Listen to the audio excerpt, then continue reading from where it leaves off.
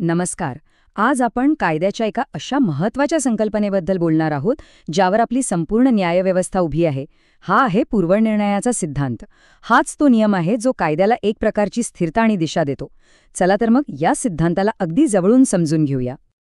जरा विचार करा, जर न्यायालयात प्रत्येक खटल्याचा निकाल हा एखादा टॉसवर ठरणार असेल तर? म्हणजे प्रत्येक वेळी नवीन न्यायाधीश आले आणि प्रत्येक वेळी निकाल वेगळाच लागला. विचार करूनच कसं तरी वाटतं, नाही का? जर हा पूर्वनिर्णयाचा सिद्धांत नसताना तर संपूर्ण न्यायव्यवस्थेत एक प्रकारचा गोंधळ माजला असता, अनिश्चितता पसरली असती. म्हणजे लोकांचं भवितव्य कायद्यावर नाही तर न्यायाधीशांच्या त्या दिवसाच्या मूडवर किंवा त्यांच्या वैयक्तिक विचारांवर अवलंबून राहिलं असतं. आणि याच गोंधळावर उपाय म्हणून समोर येतो स्टेअर डेसाइसिस हा सिद्धांत. आता हा एक लॅटिन शब्द आहे, पण त्याचा अर्थ खूप सोपा आहे. ठरवलेल्या गोष्टींवर ठाम राहणे. सोप्या भाषेत सांगायचं तर पूर्वीच्या निकालांचा आदर करायचा आणि सारख्याच प्रकरणांमध्ये तेच कायदेशीर तत्त्व लागू करायचं. यामुळे कायद्यामध्ये एक प्रकारची सुसूत्रता येते. पण एक मिनिट थांबा. यात एक महत्त्वाची गोष्ट आहे. प्रत्येक जुन्या निकालाचं वजन काही सारखं नसतं. काही निकाल असे असतात जे पाळावेच लागतात, तर काही फक्त मार्गदर्शक म्हणून काम करतात. आता हे नक्की कसं ठरतं? चला ते समजून घेऊया. तर हे पूर्वनिर्णय मुख्यत्वे दोन प्रकारचे असतात. पहिला आहे बंधनकारक पूर्वनिर्णय. म्हणजे नावाप्रमाणेच हा बंधनकारक असतो. हा त्याच अधिकार क्षेत्रातल्या वरिष्ठ न्यायालयाने दिलेला निर्णय असतो आणि तो कनिष्ठ न्यायालयांना पाळावाच लागतो, पर्याय नसतो. आणि दुसरा आहे प्रबोधक पूर्वनिर्णय.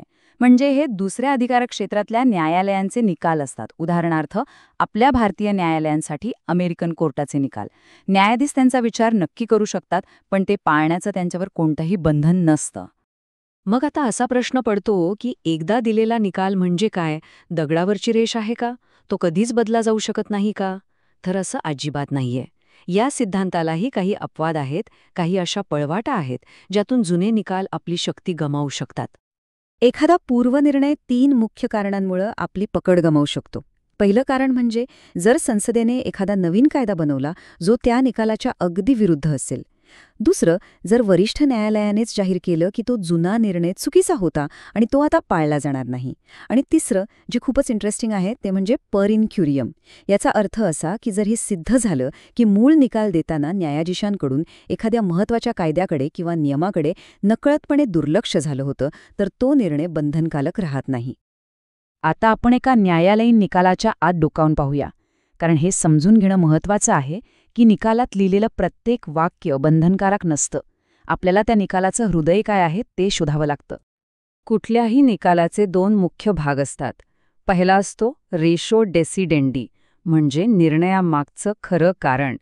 हे ते कायदेशीर तत्त्व आहे ज्यावर पूर्ण निकाल आधारलेला असतो आणि फक्त हाच भाग पुढे जाऊन बंधनकारक ठरतो. दुसरा भाग असतो ओबिटर डिक्टा, म्हणजे न्यायाधीशांनी सहज बोलता बोलता किंवा प्रसंगोपात केलेली एखादी टिप्पणी.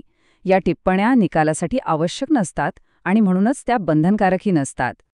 ओबिटर डिक्टा समजून घेण्यासाठी हे एक उत्तम उदाहरण आहे. समजा न्यायाधीशांनी निकाल प्रतिवादीच्या बाजूने दिला, पण निकाल देताना ते असंही म्हणाले की जर वादीने आपली बाजू किंवा तथ्य योग्य प्रकारे मांडली असती तर कदाचित निकाल त्यांच्या बाजूने लागला असता. आता हे जे जर तरचं वाक्य आहे ना, ती फक्त एक टिप्पणी आहे. ते निकालामागचा मुख्य कारण नाही आणि म्हणूनच ते बंधनकारक नसतं. बरं, आता हे सगळं ऐकून वाटेल की हे कायदेशीर शब्द आणि संकल्पना हे सगळं समजून घेणं इतकं महत्त्वाचं का आहे? कारण हा सिद्धांत फक्त वकील किंवा न्यायाधीशांपुरता मर्यादित नाहीये. तो आपल्या संपूर्ण न्यायव्यवस्थेचा आणि पर्यायाने आपल्या समाजाचाच एक आधारस्तंभ आहे. हा सिद्धांत आपल्या कायद्याला स्थिरता देतो, एक समानता देतो. यामुळे लोकांना त्यांच्या कृतींचे कायदेशीर परिणाम काय असू शकतील याचा एक अंदाज बांधता येतो. आणि सगळ्यात महत्त्वाचं म्हणजे यात चुका सुधारण्याची आणि कायद्याला काळानुसार बदलण्याची सोय आहे. त्यामुळे तो लवचिकही बनतो. पण ह्या सगळ्याच्या शेवटी एक महत्त्वाचा प्रश्न उरतोच. कायद्यात स्थिरता आणि परंपरेचा आदर करणं गरजेचं आहे, हे खरंय. पण भूतकाळातल्या निकालांवर इतकं अवलंबून राहिल्यामुळे आपल्या कायद्याची भविष्यात होणारी प्रगती कुठेतरी थांबते का? यावर विचार करणं नक्कीच महत्त्वाचं आहे.